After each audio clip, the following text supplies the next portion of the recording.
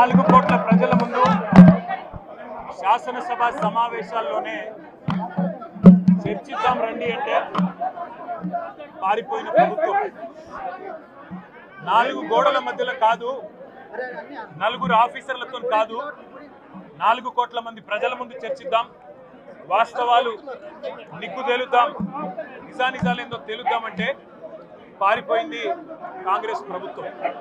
అట్లాగే మరి ముఖ్యమంత్రి గారు మీరు కూడా ఏసీబీ కేసు ఎదుర్కొంటున్నారు, నా మీద కూడా ఒక ఏసీబీ కేసు బనాయించిండ్రు.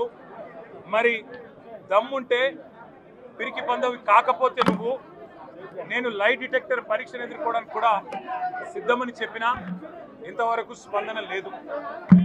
6 నెలలైంది కేసు బనాయించి, సాధించింది ఏందో తెలియదు. వాస్తవం ఏంటి అంటే వాళ్ళ ఫార్ములా ఈ అనే ఒక రేసును హైదరాబాద్కు తీసుకొచ్చి హైదరాబాద్ ప్రతిష్టను ఇనుమడింపజేసింది కేసీఆర్ గారి ప్రభుత్వం. అదే మీరు అందాల పోటీలతో మిస్ వరల్డ్ అని ప్రపంచం ముందు అబాస్పాలు చేసింది కూడా కాంగ్రెస్ ప్రభుత్వం. ఇది వాస్తవం. నేను అనేదల్లా ఒకటే, నిజం ఎప్పుడైనా నిలకడ మీద తేలుతుంది.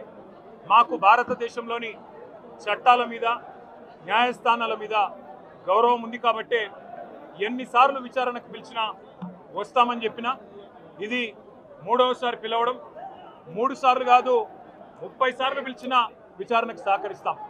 మా మీద కేసులు బనాయించి మమ్మల్ని ఇబ్బంది పెట్టి కమిషన్లు వేసి మమ్మల్ని ఏదో ఇబ్బంది పెట్టినంత మాత్రాన, వేధించినంత మాత్రాన ప్రజల తరపున ప్రశ్నించడం బంద్ చేస్తామనుకుంటే అది కాంగ్రెస్ ప్రభుత్వం యొక్క అవివేకం, అజ్ఞానం అవుతుంది తప్ప ఇంకోటి కానే కాదు.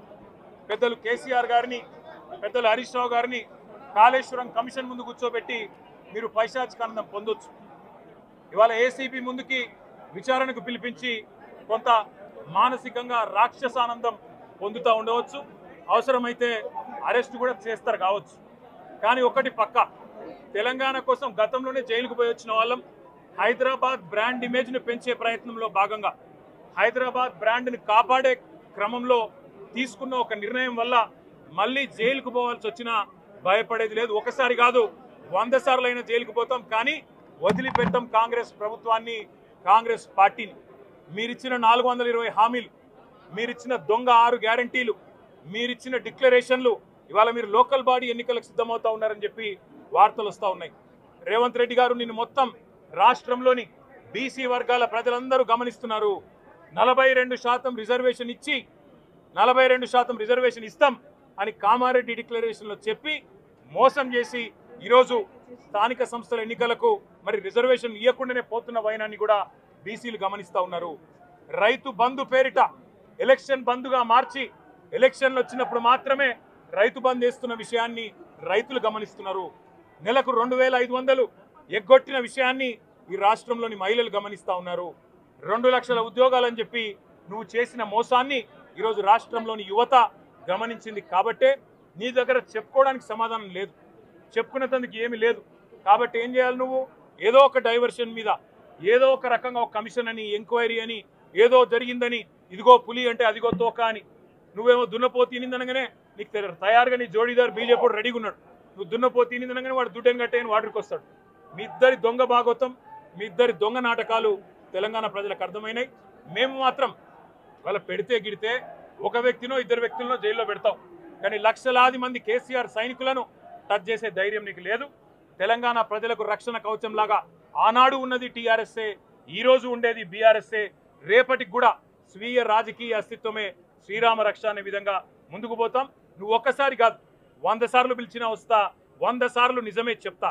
నువ్వు లై డిటెక్టర్ పరీక్షకు నీకు దమ్ముంటే నువ్వు మగాడివైతే రా, రాష్ట్ర ప్రజలందరూ చూస్తుండగా లై డిటెక్టర్ కూడా రెడీ.